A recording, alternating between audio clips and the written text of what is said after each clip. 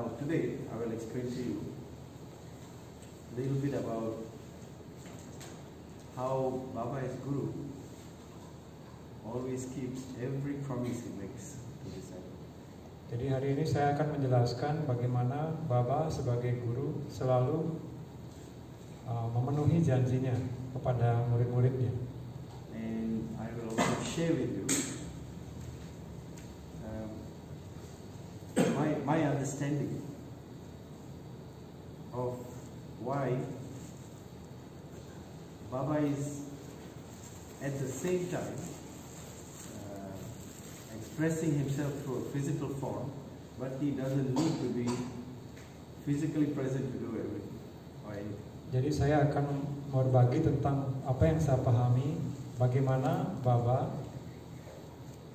mengekspresikan dirinya di saat yang sama melalui wujud fisik ini, namun sebenarnya itu tidak terlalu menjadi suatu keharusan baginya. So none of you should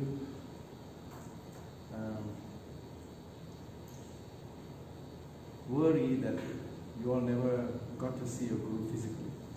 Jadi dari kalian tidak perlu khawatir ketika tidak pernah melihat guru secara fisik. Because guru actually is not a physical entity. That's my understanding. Karena guru itu bukanlah wujud fisik itu. But at the same time, he is also connected to that physical form.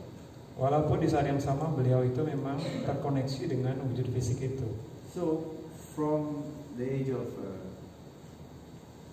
5, 6 dari umur 5-6 tahun until the time I got initiated when I became 24 years old. Sampai saya berumur 24 tahun mendapatkan inisiasi, I always felt saya selalu merasa that there was this invisible power that was taking care of me. Ada daya kekuatan yang tidak tampak yang menjaga saya. And I didn't know until I was 13, 14, because when you are a child, you don't understand all this. Who is guru and who is not guru. You just know that there is some power that is taking care of you. That is fact. Tapi pada saat saya masih kecil, saya tidak bisa memahami bahwa ada konsep semacam itu, bahwa guru itu menjaga kita tanpa bisa dilihat. Now, there are a few things that happened in my life. Ada beberapa kejadian yang pernah terjadi dalam kehidupan saya. And as I expressed to you that there was always this power I felt that was taking care of me.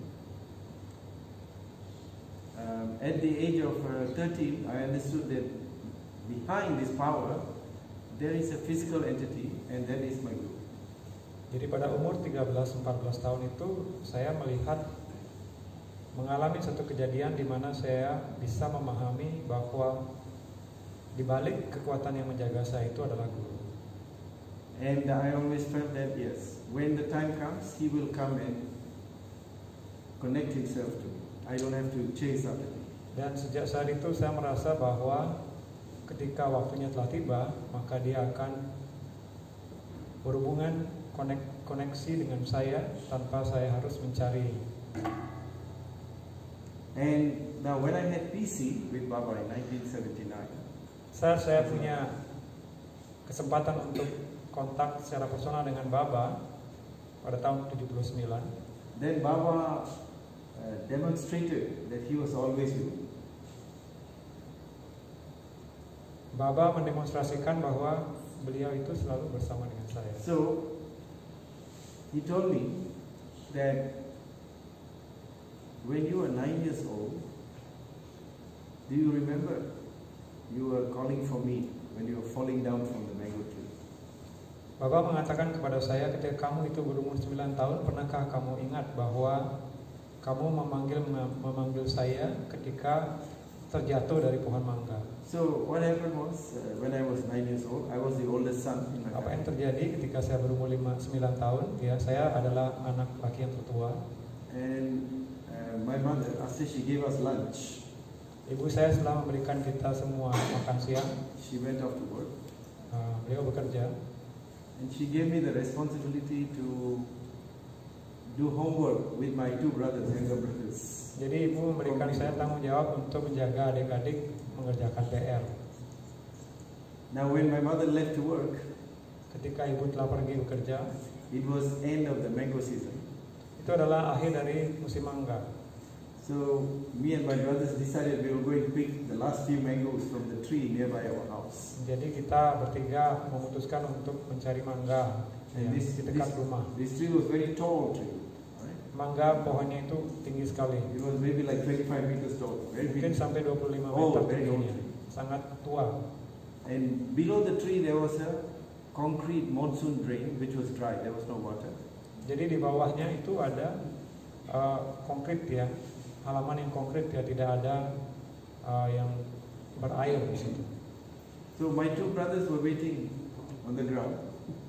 I climbed to the top of the tree. Jadi dua adik saya itu menunggu di bawah pohon, saya And you know mango manjat. tree, when sometimes the branch gets rotten, you cannot know. Nah, ketika kita manjat pohon mangga, ketika dahannya itu sudah tua dan lapuk, kadang-kadang kita tidak bisa melihat Because it's a very soft wood. Eh? karena kayunya sangat So I stepped lemah. on a rotten branch and I fell. Dan itu terjadi, saya memegang kayu yang sudah lapuk dan saya terjatuh. And as I was falling, I remember, I just shouted very loud, God, please, please save me. Ketika saya jatuh itu, saya ingat bahwa saya berteriak, Tuhan, Tuhan tolonglah saya. And I fell about maybe 3-4 meters and I got stuck on a very strong branch with my hands. Dan ketika saya terjatuh itu, saya terselamatkan oleh beberapa dahan. My armpits got stuck on the branch. Ya, di mana ketiak saya itu terjatuh di dahan itu. My youngest brother, he was 5, he started crying. He saw me falling down. Dan adik-adik saya di bawah, mereka mulai menangis. And then I was in a shock. I came down the tree. Dan saya terkejut, kemudian perlahan memanjat turun. And I calmed my brothers down.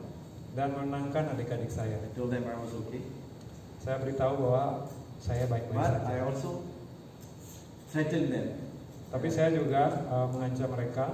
And I made them promise that they will never speak about this to our father. Agar berjanji bahwa mereka tidak akan pernah mengatakan semua ini kepada ayah. Because my father was very strict. If he found out that I had brought my younger brothers to do such a thing, he would have beaten me. Karena ayah saya itu sangat keras ya, jadi kalau sampai tahu itu terjadi, dia akan menghukum saya dengan memukul For saya. setting a bad example to my brother. Karena telah mengajak adik-adik saya itu ke tempat itu dan memberikan contoh yang salah. And I told them that if father will ever find out, then I'll break all your bones. I told my brothers. Dan kalau saja ayah sampai tahu, saya akan mematahkan tulang kalian. Jadi mengancam adiknya. Promise. Then we Mereka berjanji. forgot the whole thing. Kita semua lupa akan hal itu. Now many years have passed, and now I am with Baba when I'm more than Jadi sekarang sudah 26 puluhan tahun years berlalu old. Dan bertemu dengan Baba umur 26 tahun. And Baba is saying, don't you remember? Then I remembered this incident. Kemudian ketika Because I Baba forgot. mengingatkan itu, saya baru ingat lagi. Saya tadinya sudah lupa semua itu. Right? Then Baba said, who drove that motorcycle in that night? Kemudian Baba lain lagi mengatakan bahwa siapa yang mengendarai motor itu pada malam hari. When I was 19 years old, Ketika saya berumur 19 tahun, I was already studying going to full time to school in the morning and working in the day. jadi saya belajar di malam hari dan bekerja di siang hari. And one day my colleague, Suatu hari teman saya, he wanted to go out with his girlfriend to see a movie. dia berencana untuk keluar untuk menonton film dengan pacarnya. And he had a motorcycle, so he told me, can you please bring this motorcycle and leave it at my house, which was close to my mother's place. Jadi dia membawa motor itu, kemudian kepada saya dia ingin menitipkan motor itu. And that day I was very tired Pada hari itu saya sangat lelah because I had a lot of school work to do, and then I had continued to work until 10 in the night. Karena saya telah belajar di siang hari, kemudian bekerja sampai jam 10 malam. And so I, anyway, finished work, I got on the motorcycle. Ya, tapi pada akhirnya ya saya ambil motor itu setelah bekerja. You know, we are talking about 1972, right? Ya, sekitar tahun 72. And there were no highways, it was single lane roads like a lot of roads here in Bali. Ya, jalan di Malaysia juga waktu itu masih kecil. And I had to do about 14 kilometers to drive. Ya, dan saya perlu mengendarai sepanjang 14 km. I was going to visit my mother and drop the motorcycle. Ya, untuk berkunjung kepada ibu dan naruh motor di sana sesuai dengan pesanan. And I jumped on the bike. I started. Saya mulai mengendarai motor itu. And maybe after 1 kilometer, I fell asleep. Setelah 1 kilometer saya sangat mengantuk. And then suddenly when I woke up, tiba-tiba saya terbangun. Already 8 kilometers have passed. Sudah 8 kilometer itu berlalu. Then I was wondering how I managed. And you know, sometimes when this thing happens, you don't realize you slept, but you know that. Saya merasa aneh. Bagaimana ini terjadi? It was about 1 kilometer, I remember. Then I wake up, I'm in another place which is 8 kilometers away. Ya, bagaimana ketika saya ingat itu hanya 1 kilometer. Saya lalui dan lupa, tahu-tahu sudah 8 kilometer. I didn't think about it too much. I drove. Tapi saya tidak perlu berpikir lama tentang itu. Now Baba is telling me, berlanjutkan. He's reminding me about the motorcycle incident. Dan sekarang Baba itu yang mengingatkan saya akan pengalaman itu. And when Baba said this, you know, I started feeling more emotional, and I was crying how really Baba was protecting me. Jadi ketika Baba mengingatkan ini dan menunjukkan Right. apa yang terjadi, saya menangis bagaimana Baba telah menjaga saya. And then Baba said the third thing. Baba said, kemudian yang ketiga Baba mengatakan, you did a very bad thing when you were 20. I think I was 22 hal yang buruk or 23 ketika umur 22-23 tahun. It was the eve of Christmas, the day before Christmas. Jadi pada waktu itu adalah malam hari sebelum Natal. And I have a lot of friends from different origins. I have Pakistani friends. Saya punya banyak teman dari berbagai negara, Many Catholic Pakistan, friends. kemudian juga And a dari few Katolik, Chinese friends.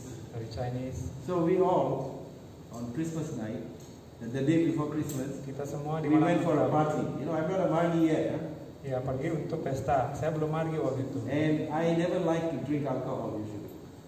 Waktu itu saya belum tidak suka minum alkohol. But on these days, usually my friends will always get me drunk. Walaupun pada hari yang seperti semacam itu, teman-teman saya itu biasanya memaksakan saya untuk ikut minum. We went to a party and then every one of us was drunk. Me also. Jadi semua orang pada waktu itu menjadi mabuk, termasuk saya. And we jumped into one car. Dan kita masuk ke dalam satu mobil. And my friend Parvez, he's a Pakistani Muslim. He was also drunk and he was the driver. Jadi salah satu teman saya, seorang Muslim dari Pakistan, dia juga mabuk. Dia yang menjadi sopir dari mobil itu. And we were 5 of us. We were driving. Kita berlima.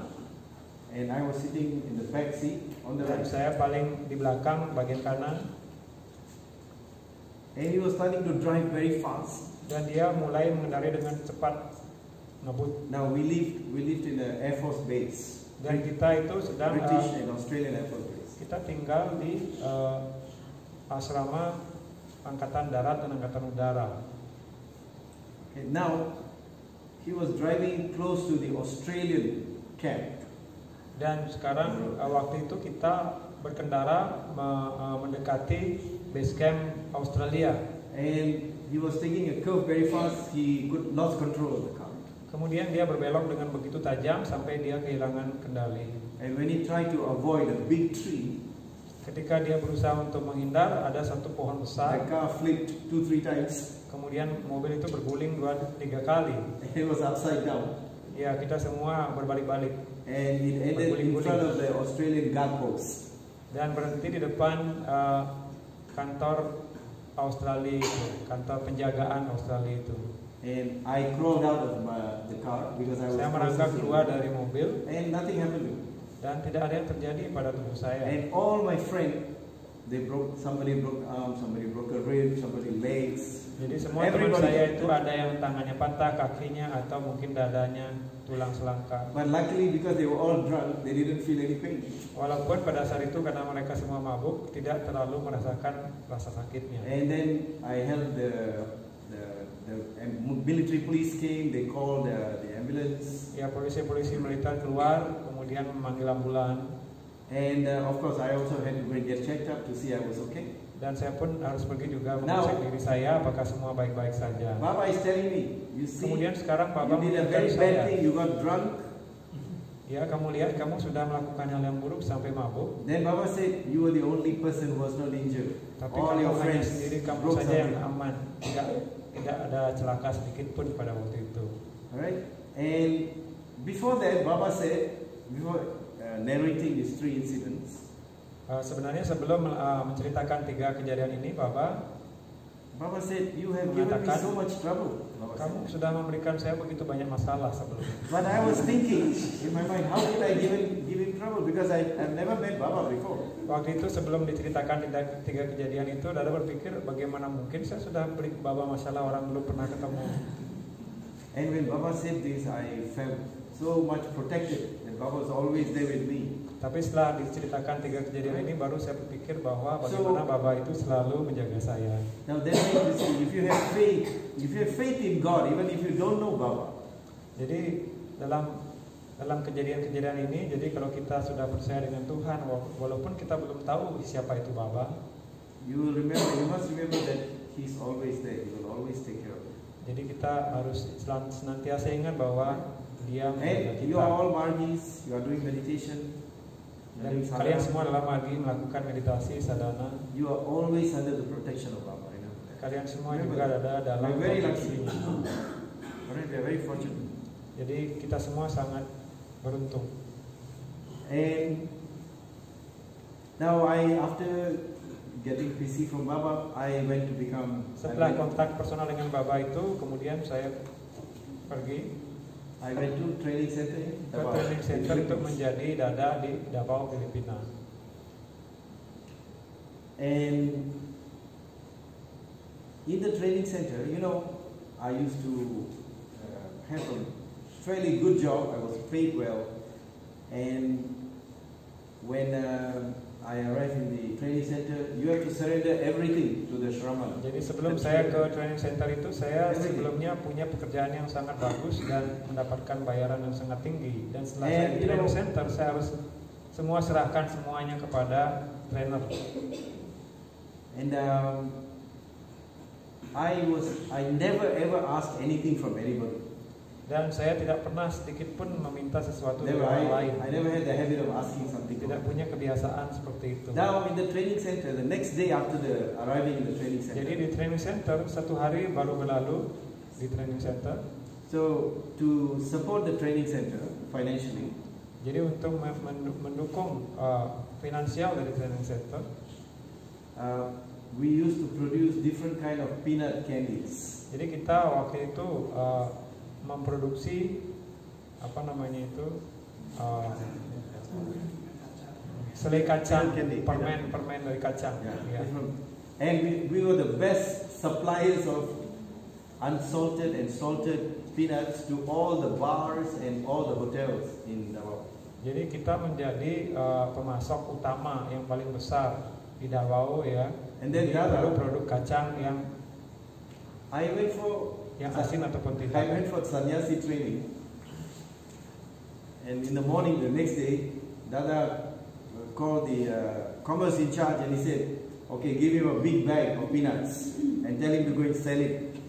Jadi saya pada waktu itu baru sampai di training center, kemudian besoknya hari pertama saya sudah diberikan tugas untuk membawa sekarung kacang untuk dijual. And I was thinking, I came to be a sannyasi. Dada is telling me to sell peanuts in the street. Jadi saya berpikir saya datang ke sini untuk menjadi sannyasi, kenapa saya harus menjual kacang? But then because Dada has instructed, I cannot say no. Tapi saya tidak bisa berkata menolak, jadi saya internally I was very conflicted. Walaupun dalam hati saya merasa konflik. Because there was this ego, how am I going to do like a beggar going to sell peanuts from shop to shop? Karena bagaimana saya bisa melakukan ini seperti pengemis ya, menjual kacang ya. So Jadi dari warung ke warung. I took the whole bag. Saya mengambil tas besar itu. I went to a football stadium. Dan pergi ke stadion sepak bola. It was empty. And I slept in the stadium. Dan semua terjual habis dan saya tidur di situ. You know, my ego was preventing me from going to this. You see, I slept in that stadium, and then 12 o'clock, saya tidur. Kemudian pada Chit Prakash, our fellow trainer, Chit Prakash came because we became friends, and he said we will have lunch together. He came with the lunch. Ya, dia berjanji akan membawakan makan siang dan dia sekarang so datang. We did meditation and then we had lunch. Kita meditasi sebentar, kemudian makan siang. And then he asked me, so how much did you sell? He asked. Kemudian dia bertanya kepada saya, berapa banyak yang sudah kamu jual? I said, Chit Prakash, I feel very shy to go and sell these peanuts. Kemudian saya mengatakan, Prakash, saya malu untuk membawa kacang kemana-mana. Then he said, you see, it is a test of devotion for us. Kemudian dia mengatakan, kamu tahu ini adalah sebuah ujian akan bakti. And he said, you know, I'm selling peanuts. And he was much older than me. He was already maybe 35 years old. He's in the training center. Dan dia mengatakan, saya jauh lebih tua dari kamu, umur 35 tahun, dan saya pun juga menjual kacang. And you know, he had a fleet of taxis. He was the owner of a taxi company. And he is an accountant. Dan sebelumnya dia punya perusahaan taksi dan dia adalah seorang akunting. Jadi posisi yang tinggi. I was an accountant, I had a taxi company, now I'm also selling peanuts like you. Dan sekarang juga jualan kacang seperti kamu. And then he said, you know, one thing I learned from this exercise of selling. Kemudian dia mengatakan satu hal yang saya pelajari dari latihan menjual kacang ini. I learned how to be humble. Ya, belajar bagaimana menjadi rendah hati. And I learned how to talk to people. Bagaimana untuk berbicara kepada orang. He inspired me, you know. Jadi dia menginspirasi saya. And he said, don't worry, you know, all this training will help you to become a better Dada. You'll be able to do prachar better next time. Jadi jangan khawatir, semua training ini akan membuat kamu menjadi seorang Dada yang bisa menyebarkan ajaran Baba. But I was not convinced by his. Tapi masih saja saya tidak merasa yakin dengan apa yang dia katakan. Then after we ate, he left. Setelah kita makan, kemudian dia pergi. And I was sitting down and thinking whether to go, not to go. Jadi Dada masih berpikir apakah saya harus pergi atau tidak. Then I was thinking quietly in my mind, and I already promised Dada. Dalam hati saya berpikir, saya sudah berjanji kepada Dada. I promised to Baba also. Saya juga telah berjanji kepada Baba. And now I thought, all right, let me just surrender. Whatever happens, you know. Akhirnya saya berkesimpulan bahwa and the last thing that Baba told me, untuk pasrah saja. The last thing Baba told me was this. Jadi hal yang terakhir yang Baba katakan adalah before I left the PC, Baba said, sebelum PC itu berakhir, Baba said, when you are exhausted physically and mentally. Jadi Baba mengatakan ketika kamu telah begitu lelah secara fisik maupun mental, and if you don't find any more solution to do that work, dan kamu tidak menemukan apapun untuk bisa menyelesaikan masalah atau pekerjaan, then you remember me, I'll come and complete the work for you. Dan yang kamu lakukan adalah ingat akan aku dan aku akan menyelesaikan pekerjaan itu. So this thought came in my mind. Jadi pikiran itu datang ke dalam hati saya. Then I asked myself, have I made the physical effort and the psychic effort? Dan saya berkata pada diri saya, kalau saya melakukan usaha secara fisik maupun mental, because Baba said, until you are exhausted physically and psychically, don't ask me for help. Karena Baba mengatakan seperti itu. Jadi sebelum kamu cukup berusaha secara fisik mental, jangan minta bantuan saya dulu. Then I thought, okay Baba, I will go and try now. Kemudian saya berpikir, ya sudah, kalau begitu Baba, saya akan pergi dan berjuang sekarang. And mentally I told, by 5 o'clock, because Dada said you come back at 5 o'clock. Dan secara mental saya mengatakan pada jam 5 nanti, karena Dada mengatakan kepada kita untuk harus kembali jam 5. So mentally I told Baba, by 5 o'clock Baba, if I am not able to sell any peanuts.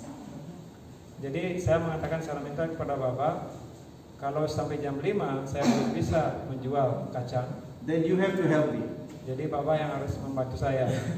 Alright? So I took the bag, I started walking. Kemudian saya mengambil tas itu dan kemudian mulai berjalan. Tadi mungkin sedikit salah paham. Jadi Dada itu tadi itu ke lapangan sepak bola itu bukan menjual ya, cuma dia itu masih bingung. I didn't know where to go actually. Iya. Jadi tidak ada siapa-siapa di sana, dia cuma empty itu tadi, maksudnya bukan habis ya, tapi tidak melakukan apa-apa. I decided that yes, I'm going to do it. Because kemudian sekarang Dada memutuskan untuk saya harus melakukan itu. Because Dada gave me the duty, so I have to do it. Saya harus melakukan karena Dada sudah memberikan saya tugas. So I was walking, then I saw a nightclub. Kemudian saya berjalan, saya melihat nightclub. The nightclub was closed. Itu masih tutup. But the door was open like that. Tapi ada pintu yang terbuka di depannya. Alright, so I just went to the nightclub. Saya masuk ke situ. And I just opened the door. It was all dark because the nightclub functions in the night. Ketika pintu saya buka sedikit, itu masih gelap di dalamnya. I'm hearing some women joking and laughing in the corner. Saya mendengarkan ada beberapa perempuan sedang berbincang dan bercanda. And I opened the door completely. Saya buka pintu itu. And then I heard in the dark, Dada, you are here. Kemudian dari kegelapan saya dengar orang berteriak, Dada, kamu di sini. I was thinking, how they know me? You know. Dada berpikir bagaimana mereka bisa tahu saya. So I came and there were about 4 or 5 ladies sitting around the table. Kemudian saya masuk.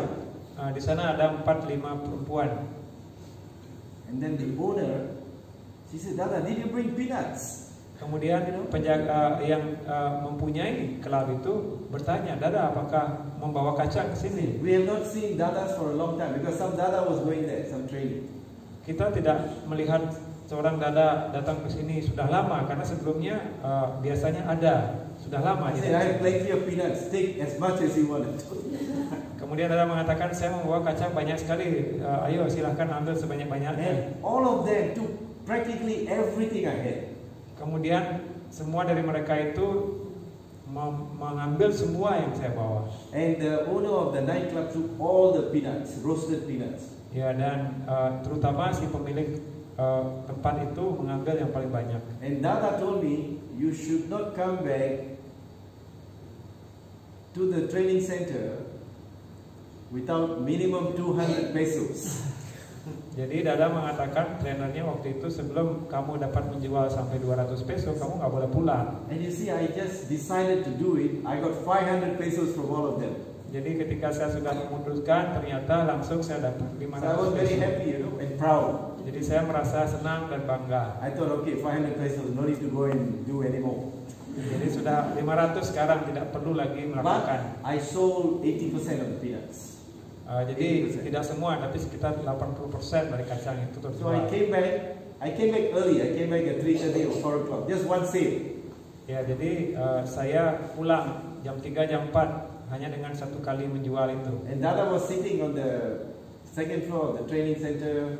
Then he saw me coming. He said, "So did you manage 200 pesos or not?" He asked me. Kemudian Dada waktu itu sedang menunggu di lantai 2, melihat saya datang, dia bertanya dari atas, kamu sudah dapat belum 200 pesonya? I said, Dada, I got 500 pesos. Kemudian Dada mengatakan, saya sudah dapat 500. So then I joked with Dada. I said, so Dada, you should give me 2 days holiday. Kemudian bercanda dengan trainernya bahwa Dada seharusnya saya diberikan liburan 2 hari. Now, you know, after that day, my mind completely shifted. Setelah hari itu pikiran saya benar-benar berubah. Because the 4 ladies, they were asking me about sadhana, about meditation.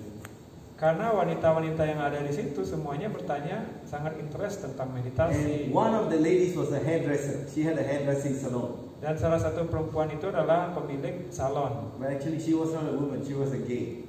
Walaupun sebenarnya dia bukan perempuan ya, tapi seorang gay.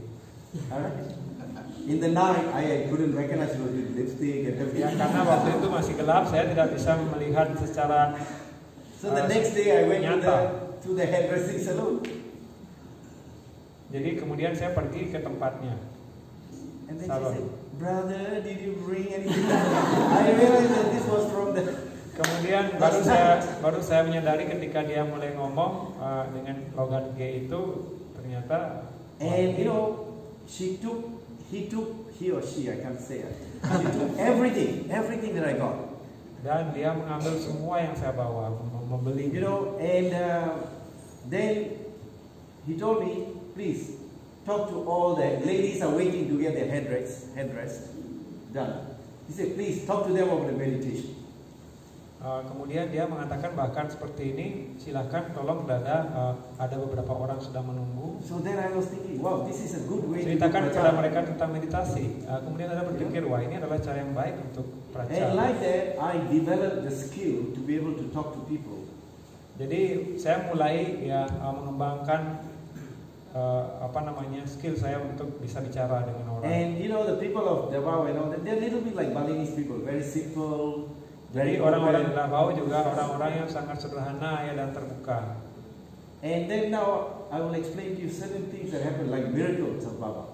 Jadi saya akan bercerita lagi tentang sebuah keajaiban. So one day I was walking, now I became more confident, I became a good salesman. Jadi saya menjadi seorang salesman yang sudah lebih baik dan lebih percaya diri. So I was passing by a lot. You can go to any office in Davao those days. Pada waktu itu kita bisa masuk ke kantor apa saja. So I would go into the hospital and sell it to the patients. Ya, bisa masuk ke rumah sakit, jual kepada pasien. Doctors and nurses, kepada dokter, kepada perawat, ya dikasih izin.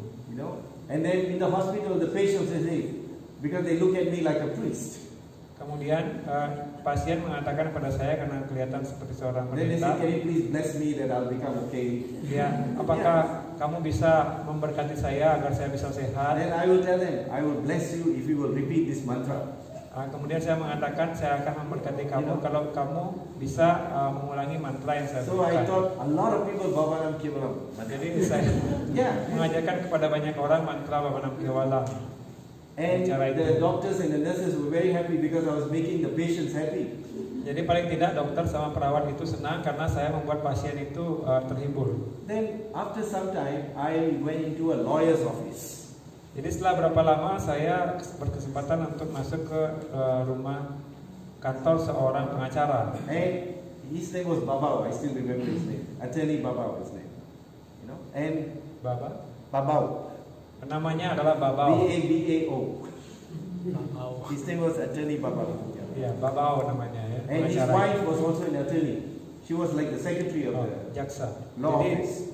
Istrinya juga seorang jaksa. Now he was a chain smoker. Dan dia adalah seorang perokok. Apa itu? He was smoking all the time, 60 cigarettes a day. Perokok berat ya. Very, very heavy smoker. And we were talking then, you know, he said, okay, you think this, the wife asked me, you know, Dada, with the yoga, can you help my husband to stop smoking? Jadi istrinya bertanya, Dada, apakah dengan yoga itu bisa membantu suami saya berhenti merokok? Then I told her, yes, I think he can. If he follows the practice, I can guarantee you he will stop smoking. Kalau dia mengikuti semua prakteknya, dia akan berhenti merokok. Then he told me, I don't think, Dada, you can make me stop smoking, he said. Kemudian suaminya mengatakan, Dada, nggak mungkin kamu bisa membuat saya berhenti merokok. So then I told him, okay, let's do one thing. You continue smoking. Dada mengatakan, ya kalau begitu coba ini. Come to the training center. Come to the training center. Datang ke training center. I will introduce you to Dada. Saya akan perkenalkan kepada trainernya. Dada will teach you meditation personally. Secara personal Dada akan mengajarkan meditasi. But my condition, tapi syaratnya, once you learn meditation, you must do meditation twice a day, every day. Ketika kamu sudah belajar, kamu harus melakukan 2 kali sehari meditasi. But you can continue smoking, I told you. Walaupun kamu boleh saja masih merokok. So he came. Next day he came. Dada initiated him, gave him first lesson. Jadi hari berikutnya langsung dia datang ke ashram, kemudian diinisiasi oleh Dada. And I would visit him every 2-3 days. Dan saya akan mengunjungi dia 2-3 hari sekali. After 1 week, setelah 1 minggu, he told me, Dada, I think I want to stop this meditation. Dia mengatakan bahwa, Dada, saya pikir saya akan berhenti ini meditasi ini. Because my desire to smoke is becoming less and less. Karena keinginan saya merokok menjadi berkurang. And then his wife, when she heard that, No, I will make sure he continue meditation. Kemudian istrinya mengatakan bahwa tidak, Dada, saya akan membuat memastikan bahwa suami saya itu terus meditasi. And you know, he continued to meditate. Akhirnya dia terus meditasi. After 1 month, 30 days, he stopped his cigarette smoke. Setelah 30 hari dia benar-benar berhenti merokok. And his wife was so happy. Dan She came and asked me, Dada, what can I do for your mission? Dan mengatakan kepada saya, apa yang bisa saya lakukan untuk misimu? I said, I can't say. Maybe you can come together with your husband and talk to Dada, and maybe you can ask Dada what he needs. Ya, saya tidak bisa menjawab sekarang. Lebih baik kalian semua datang ke ashram dan bertemu dengan trainer saya dan bertanya kepada trainer saya. Kemudian mereka datang bertemu dengan trainer. And they became vegetarians. Setelahnya mereka juga menjadi vegetarian. She learned meditation from a didi afterwards. Ya, istrinya pun belajar meditasi. And you know, as long as I was there, about this lawyer and his wife, they help our training center so much. Jadi pada saat saya masih di Davao Training Center itu, mereka itu membantu training center sangat banyak. Like that, many things happen. So I learned one lesson from all this. Jadi seperti itu ya, saya belajar banyak sekali. That I realized that I'm not selling peanuts actually. Jadi saya menyadari bahwa saya sebenarnya tidak hanya menjual kacang. Alright, I'm using peanuts to sell dharma. Jadi saya menggunakan kacang itu sebagai perantara untuk menyebarkan dharma. And Baba said, if you do my work, dan Baba mengatakan kalau kamu melakukan tugasku, I will do all the work you have to do. Aku akan melakukan semua pekerjaan yang kamu harus lakukan. Itu adalah tanggung jawab saya. And you know, I used to go into a radio station. Saya sering pergi ke stasiun radio. I would sell peanuts and say, you want to do an interview? I said yes. Kemudian saya menjual kacang, kemudian mereka akan bertanya, apakah kamu mau diinterview? Ya, tentu saja. And I learned a lot about doing prachar, dan saya belajar banyak tentang bagaimana cara untuk prachar, bicara dengan orang. Now I have to learn the philosophy also. Dan saya pun harus belajar tentang filosofinya. Jadi saya mulai belajar membaca banyak. So you remember that anything you do in life, jadi ingatlah bahwa apapun yang kita lakukan, always look at how you can make it positive. Bagaimana membuatnya secara positif, whatever secara happens, positif. Whatever Apapun you yang get, terjadi, yang kita dapatkan, positif. Ya selalu berusaha untuk melihat secara positif. And then what happens? Jadi apa yang terjadi? I decided to go higher and to go and catch more powerful people in the city. Saya memutuskan untuk mencari orang-orang yang di strata yang lebih tinggi. Because I thought these people can help the training center more. Agar mereka bisa membantu training center lebih banyak. So I went to the mayor's office. Jadi saya mengunjungi kantor apa itu? Bupati, wali kota. Wali kota. He was in charge like Denpasar. He was in charge of all the Davao city. Ya seperti dia seorang pejabat teras di Denpasar, wali kota. And I asked the secretary, I would like to see the mayor. Saya bertanya kepada sekretarisnya, saya ingin bertemu dengan wali kota. Then she asked, what should I say? Who are you? Kemudian sekretaris mengatakan, apa yang harus saya katakan? Kamu ini siapa? I'm an Indian monk. I want to see you. Kamu jawab saja nanti bahwa saya adalah seorang yogi dari India. Saya ingin bertemu dengannya. She came out very fast. She said, yes, the mayor want to see you. Ternyata setelah masuk, sekretarisnya keluar langsung dan mengatakan, ya kamu boleh masuk. And he told the secretary, you cancel all my appointments 1 hour. Dan bahkan wali kota mengatakan kepada sekretaris semua perjanjian booking saya itu dibatalkan selama 1 jam. His name was Mayor Santosh. Namanya adalah Mayor Santosh, ya, wali kotanya. And then I spent 1 hour with him. Saya 1 jam duduk dengannya. And then he said, okay Dada, I will learn meditation. And I brought him to Dada. Dan bahkan dia akhirnya memutuskan untuk, Dada, saya akan belajar meditasi. Dan akhirnya saya bawa dia ke trainer. And then he told me, please go and sell all your peanuts to all my office people in the office. Dan dia mengatakan setelah itu bahwa kamu boleh sekarang bawa semua kacangnya dan jual di kantor saya. So then he said, next time when you bring peanuts. Dan nanti lain kali kalau kamu bawa kacang, just give it to my secretary. You come and we will talk, and she will do the selling for you. Kamu hanya perlu membawa saja dan berikan kepada sekretaris saja, dia yang akan menyebarkan dan menjual. Kamu hanya duduk dengan saya berbincang-bincang. And like that, I met a lot of important people in Davao. Jadi dengan cara seperti itu saya bertemu dengan banyak orang-orang And I pejabat saw di Davao. the miracle of Baba. Really, I saw. Jadi saya melihat bagaimana keajaiban dari Baba. And you know, we used to do what is called smorgasbord. You know what is smorgasbord? Vegetarian dinner. Jadi pada saat itu kita juga sering melakukan apa namanya itu, vegetarian dinner ya. Yeah, smorgasbord. What we do, we book a very expensive hotel. Jadi kita menyewa hotel yang mahal. The hotel Magindanao, I remember. It's not the Magindanao hotel. All these people, they know us. They buy peanuts from us, so they give us discount for the hotel. Jadi pemilik hotel itu pun tahu kita ya, mereka juga beli kacang dari kita, jadi mereka beri kita diskon. And Dada, we will organize because we had a lot of famous singers and musicians among the trainees. Waktu itu trainee kita itu sangat banyak dan bahkan ada penyanyi dan musisi terkenal dari Filipina ikut di situ. In my opinion, in Asia, Filipinos and Indonesians are the best musicians and artists. Menurut Dada itu di Filipina dan Really Indonesia itu artistic banyak sekali musisi dan artis. So we organize a concert. Jadi kita melakukan sebuah konser. We organize yoga demonstration, asana demonstration. Demonstrasi yoga asana. Then Dada will give a very nice talk. Dan Dada akan memberikan trainernya akan We memberikan have ceramah yang vegetarian buffet. We promote vegetarianism. Dan kita mempromosikan vegetarianisme. I think you can do that in Denpasar also, because I see that you all have the capacity to do that. Saya kira margi di sini pun bisa melakukan ini. But you have to find some good musicians.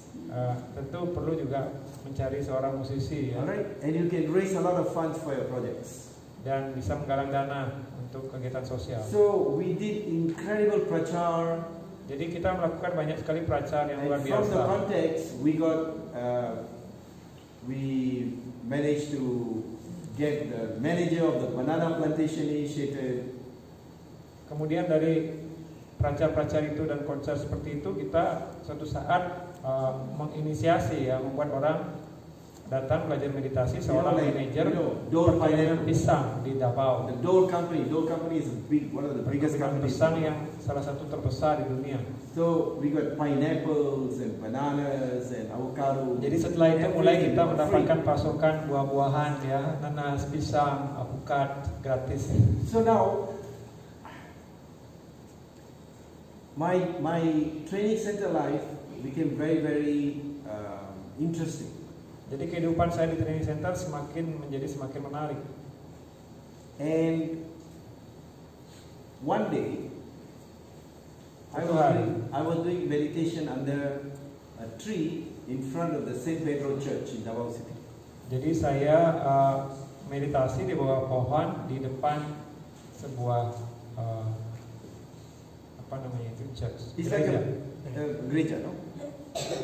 St. Peter's Church. You remember St. Peter's Church? St. Peter's, yeah. The biggest church. Gereja St. Peter. Then there were a lot of street children.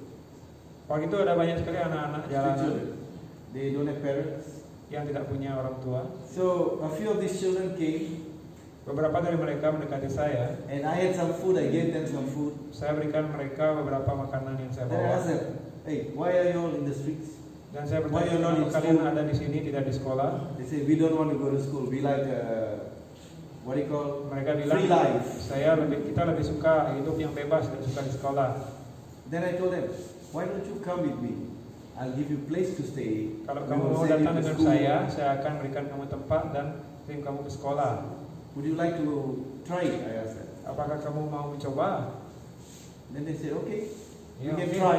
Ya, kita bisa coba. So I said, "Okay, tomorrow we will meet here at the same place." Jadi Dada katakan tomorrow, besok kita akan bertemu di sini lagi. I went to Dada. Saya pergi ke I said, Dada. "Dada, I met some 6 children in the Dan street." cerita saya bertemu dengan 5-6 orang anak-anak di jalan. And I asked Dada, I said, "Dada, why don't we start a children's home?" Kemudian saya bertanya kepada Dada, bagaimana kalau kita mencoba untuk buat And panti then asuhan? Dada said, "Yeah, that's a good idea. Go and bring them tomorrow." Dan trainer mengatakan dia bawa besok ya ke sini. So we brought the children. Akhirnya dibawa. And we started the first children's school. Jadi kita memulai panti asuhan yang pertama di situ. And you know, after years, many other children came and stayed with us. Dan setelah itu semakin banyak anak-anak yang tinggal dengan kita. Some of them became dadas. Dan bahkan ada yang menjadi dada beberapa. Some of them became married and they became very good margis. Dan beberapa menjadi margi. Alright, the last story I will share with you is quite late now. I'm sure you are hungry.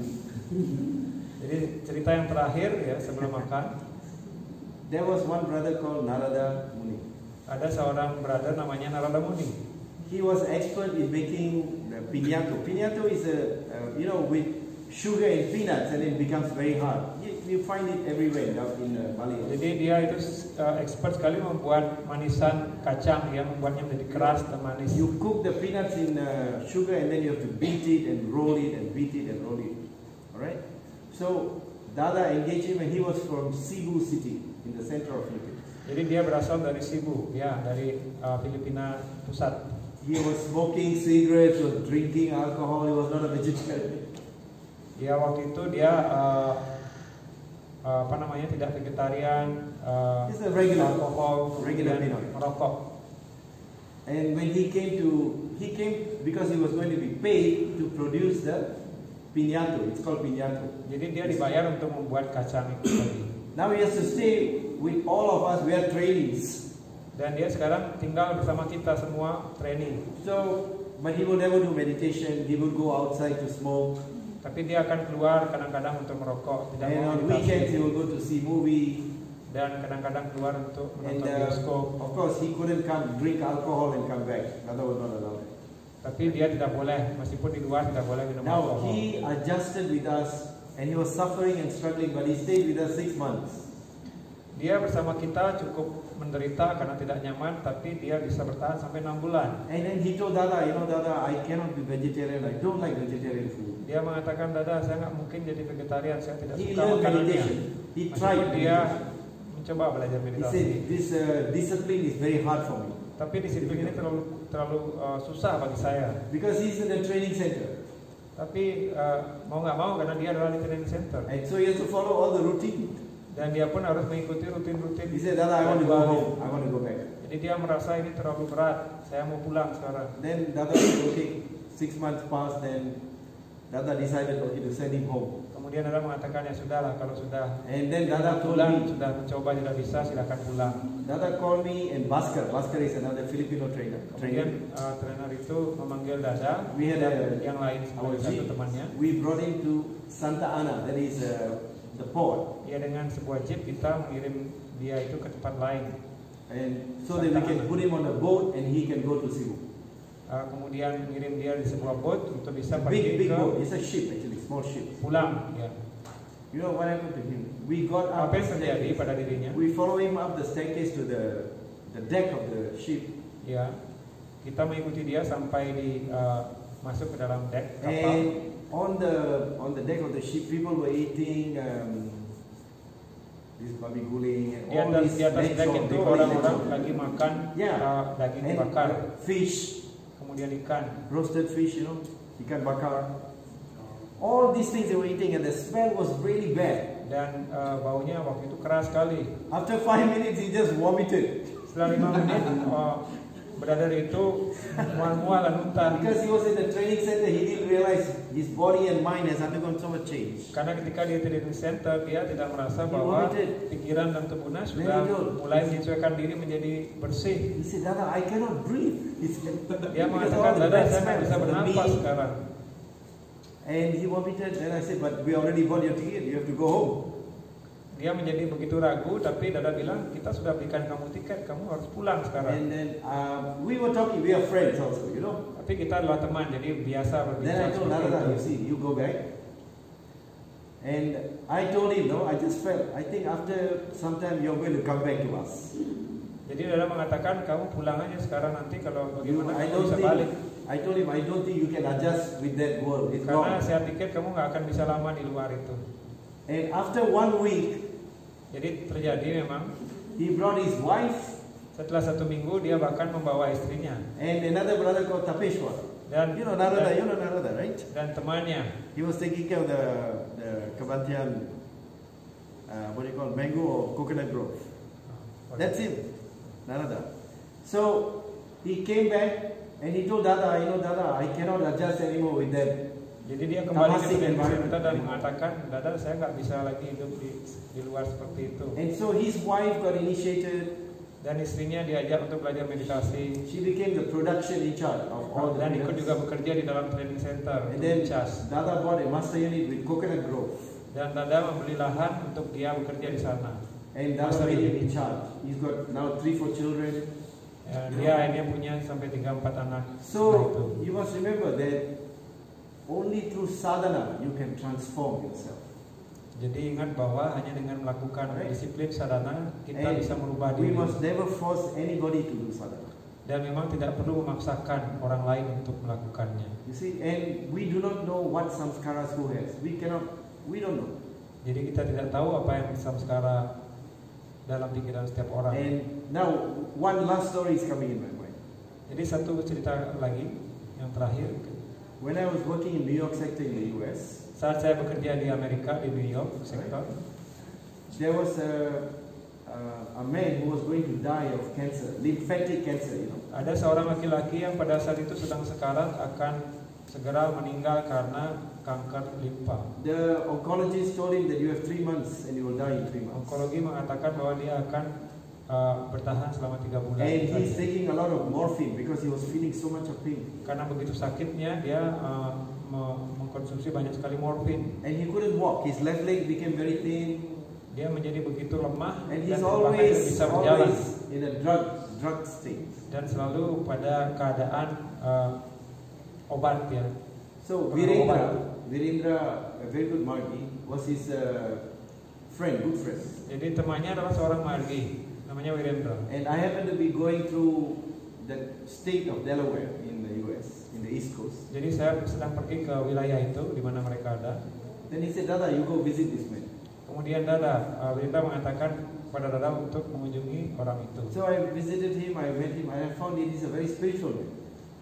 Saya menemukan dia ternyata orang yang sangat spiritual. So I initiated him. I gave him first Dan lesson. saya kemudian menginisiasi dia memberikan lesson pertama. His name is Gauranga. Namanya Gauranga. You will see in Baba's our satsang group, Gary Tyler. That's it, Gary. Then I taught him meditation. I told him, look, do your meditation twice a day. Kemudian Bapak mengatakan kamu lakukan 2 kali sehari I said it's meditasi better you become strict vegetarian. dan menjadilah vegetarian yang baik. Right. And I gave him some advice Baba gives regarding cancer. Kemudian beberapa yogic nasihat treatment. masukan yang Bapak berikan tentang kanker dalam yogic treatment. And then I left him. After 1 week I didn't see him. I went back. I Setelah came back to itu, Europe. kemudian saya pergi meninggalkan dia ke Eropa. And I kept in contact with him by Walaupun tetap saja email, kontak WhatsApp. melalui email dan WhatsApp. And you know, he became very sincere. Dia menjadi begitu rajin. And he liked kirtan so much. When I told him, listen to kirtan and sing. Dan dia sangat suka kirtan ketika Dada mulai So memperkenalkan he kirtan. downloaded all the kirtan from YouTube. Dia download semua kirtan di YouTube. And from morning to night, he was listening and singing kirtan. Jadi dari pagi sampai malam dia mendengarkan dan menyanyikan And he kirtan. became vegetarian and Dia he menjadi started vegetarian doing simple asanas. dan melakukan beberapa asanas yang Then after sederhana. 1 year, I met him again. Setelah 1 tahun saya bertemu dengan dia kembali. And then he stopped taking the morphine. Dia stop mengkonsumsi obat drugs morfin itu. And also he stopped taking all the prescription drugs. Dan semua obat-obat yang medis yang diberikan. And he became better. He became Dan dia better. menjadi lebih baik. Then in the 3rd year, Dan di tahun yang ketiga, I gave him 3 lessons. Then I gave him pranayama, 5th lesson and 6th lesson in one go. jadi I gave him all the lessons. Dada memberikan lesson sampai yang terakhir So this is after 3 years, right? setelah 3 tahun. Now he has a brain implant, in the head Jadi dia punya implan dalam otaknya to keep the brain fluid in balance. untuk menjaga keseimbangan cairan dalam otaknya. And he also had a device to keep his heart pumping, electrical device. Dan dia juga punya ada alat digital You can ya, see the mesin device. di dalam jantungnya untuk bisa bekerja dengan baik. So on the 4th year, I am returning to the United States. Jadi tahun keempat saya kembali ke sana ke Amerika. Then I told him, Gauranga, I'm coming. You come and pick me up in the airport. Jadi saya meminta dia untuk menjemput saya di airport. He said, okay, Dada, but 2 days before you come, I'm going for operation. Dia mengatakan, Dada, oke, tapi sebelum 2 hari sebelum itu saya akan pergi untuk operasi. Then he said, I'm going to remove this from my heart and my head.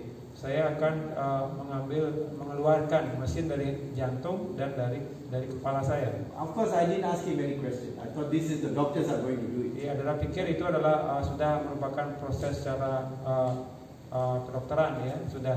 Then he came to pick me up after normal. 2 days. He was okay. Kemudian setelah itu dia menjemput saya di He has airport. never seen Baba, huh? Waktu itu dia belum pernah bertemu dengan Baba, ya, karena udah. And he told me that when he was doing dhyan, kemudian dia bercerita ketika dia melakukan dhyan, because I gave him 6 lessons, yaitu lesson yang ke-6. maybe after 1 month or so, Setelah 1 bulan, he said one day he was doing dhyan in the morning, early morning. He gets up very early in the morning, 4 o'clock. He will do long jadi dia sadhana. biasanya akan bangun jam 4 pagi dan melakukan sadhana yang lama. And he has a picture of Baba in Dan dia Baba punya Mudra. foto Baba dalam Baba Mudra Then he itu. told me, you know, Dada, I was doing dhyan, and then Baba, from the photo, Baba came out 2 hands. Kemudian dia mengatakan bahwa ketika saya melakukan dhyan itu, ya, One dua hand, tangan he Baba said, keluar dari one foto hand itu. went into his brains, inside his Satu head. tangan itu masuk ke kepala saya, The other hand went into his heart. satu tangan masuk ke dalam jantung saya. And he felt that somebody was massaging his brain. Dan And saya heart. seperti merasa ada yang memijatnya. And he was feeling a lot of spiritual ecstasy. He was crying. Dan and saya merasakan feeling very ekstasi good. spiritual dan menangis. And then the hands withdrew. Dan tangan-tangan itu kembali ke dalam And he foto. started to hear the voice of Baba. Dan mulai dia mendengar Baba suara told dari him, Baba. get rid of this and this. Baba mengatakan, keluarkan ini dari otakmu dan dari jantungmu. So he called his oncologist. Kemudian dia menelpon onkologis. And now he's an American, white American, understand? Jadi dia adalah seorang Amerikan, ya. His oncologist is a Bengali who speaks the same language as Baba from India. Jadi ini adalah seorang Amerikan, sedangkan dokternya itu adalah seorang He's an Bengali. Indian. His name was Bose, Seorang something Indian. Bose. Alright? So he calls the Dr. Bose and he says, Doctor, I'm coming. I want to make an appointment to remove these 2 devices. Jadi dia menelpon dokter itu, dokter, saya ingin membuat perjanjian untuk bisa mengeluarkan mesin dari otak saya dan jantung Doctor saya. said, no, you cannot do that because you can die. He said, Dokter "You might menjawab, die." kamu nggak mungkin bisa melakukan itu, kamu akan mati. And Gauranga, he told him, no, don't worry, my guru told to do it. Kemudian Gauranga mengatakan, oh, enggak, guru saya menyuruh saya itu. He said, your guru, the doctor is asking, who is this guru? Kemudian dokter bertanya, siapa guru itu? He said, yeah, my guru is from Calcutta, he speaks your language also. Nah, guru saya berasal dari Kolkata, jadi sama dengan kamu, bisa berbicara Bengali. Then he told, so your guru told you? He said, yeah, but my guru already passed away in 1990. Kemudian apakah ya gurumu memberitahukan kamu? Iya, dia menjawab iya, meskipun dia sudah tidak ada lagi secara fisik. Now the operation is 2016. Baba died in 1990. Ya, jadi waktu itu 2016 ya, Iya, Bapak iya, sudah iya. tidak ada pada tahun 90 dan lama lewat. So the doctor was confused, you know. Jadi dokter menjadi bingung, He said, maksudnya how apa you ini? said your guru came and told you? You told me your guru Ya, passed bagaimana away. Doctor, guru yang sudah tidak ada bisa then he said, no, memberitahu. my guru came in my meditation and he did this and he told me. Kemudian dia jelaskan cerita tadi bahwa gurunya datang dalam Doctor meditasi. was not convinced. Dokternya tidak yakin. He said, no, we cannot do it. Then Nggak bisa. he said, no, in America, if you want to do it, the doctor have to do it. Jadi di Amerika kalau kamu ingin melakukan, jadi dokter yang harus melakukan Right. itu. And then he signed against medical advice, a paper he has to sign. The hospital will make him sign a paper. It's Yeah. called AMA, against medical advice. Then Jadi he will do the operation. itu bisa terjadi ketika dia mau menandatangani bahwa ini semua di luar ya rekomendasi dari rumah sakit. Kalau itu dia mau tanda tangan itu boleh. It's against medical advice. Huh? Ya. Now, they did the operation. Akhirnya mereka mengoperasi. He was also feeling that his left side is not functioning properly, the left side of his body, Sebenarnya dia juga because of these merasa 2 things. He felt. karena 2 hari ini yang mesin itu bagian kiri tubuhnya itu When the operation was kurang begitu done, terasa. the next day he was feeling much better. Jadi setelah operasi itu sudah selesai, besoknya dia merasakan jauh The lebih day baik dalam after he tubuhnya. came to pick me up in the airport, Jadi ketika dia datang untuk menjemput saya di airport itu lagi 2 hari setelah itu. Driving 1 hour to come and pick me up. Dan perlu untuk menyetir selama 2 jam. Now, why I'm sharing this stories to you? Jadi bagaimana mengapa saya berbagi cerita Is ini? that if you have faith in Baba, Karena ketika kita semua punya keyakinan akan Baba, make efforts to do your spiritual practice. dan lakukan usaha untuk melakukan sadhana kita. Yeah, try to do as much as you can. Lakukan Sincerely. sebanyak yang kita bisa. As Margis, you have to do meditation twice a day. Ya, dengan tulus, dengan rajin, 2 Alright. kali sehari. Try to follow Jama Niyama as much as possible. Ya, untuk mengikuti yama-niyama semaksimal mungkin, Do as much service as possible. dan melakukan pelayanan juga Alright. You should help sebanyak your mungkin. Dada to do the work of Baba. Jadi bantu Dada Acarya maksudnya untuk lakukan misi Baba. Baba said, I am not asking you to do much. He said, you make the effort, Baba said. Jadi Baba tidak pernah mengatakan kamu harus melakukan banyak, tidak, tapi melakukan usaha. So if you do your little, Jadi kalau kamu melakukan meskipun itu kecil, then I will take care of the rest. dan saya akan melanjutkan yang lain. And that is what your Supreme Command is all about. Jadi itu yang dimaksud dalam perintah agung. Now in Supreme Command, Dalam perintah agung, alright, I want to ask you a question. How many instructions are there in Supreme Command? ada berapa instruksi di sana dalam perintah agung? Who Ada can say? berapa? Ananda, you are I think one of the oldest Margis. How many instructions are there in the... 3. Okay, Ananda said 3. Pak Vijaya, how many? 5. Okay, so you tell me what are the 3? Do meditation twice a day. So translate that. Jadi So, apa instruksinya? 1, Kalau Pak Ananda ada 3, yaitu 2 kali meditasi sehari, 1, then Follow Jama and Niyama. 2, Jama Niyama. mengikuti yama-niyama. 3. Bring others to the path of bliss. Yang ketiga, membawa yang lain untuk ke jalan So, kebahagiaan. Pak Vijaya, add the 2 more. What are they? Pak Wijaya, apa yang lagi 2 kira-kira?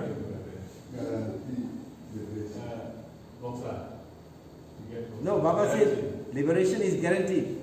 That this Guru is giving. Ya, jaminan akan. But then we don't know kebebasan. whether we will get it or not. Now, there are actually 4. One is a negative. Ada 4 sebenarnya. Command. Satunya adalah perintah yang Baba negatif. says one has to follow Jama Niyama. Baba Right, mengatakan, ya, Then kita Baba mengikuti say- yama-niyama. Without Jama Niyama, sadhana is not possible. Tapi Baba juga mengatakan tanpa yama-niyama sadhana tidak Right? mungkin. So we must make efforts to follow Jama Niyama. Jadi kita harus berusaha untuk mengikuti yama-niyama. It doesn't mean that we have to be perfect in Jama Niyama. Bukan kita harus perfect, tapi You see, so actually there are 4. One is a negative command, 3 are positive. jadi ada 4. Salah satunya itu menekankan dari yang sudah, yaitu yama-niyama. And Baba said that the thought of Parapurusha will arise in the mind Jadi before death. Right? pikiran tentang Paramapurusa itu akan muncul dalam jiwa kita So sebelum now, kematian.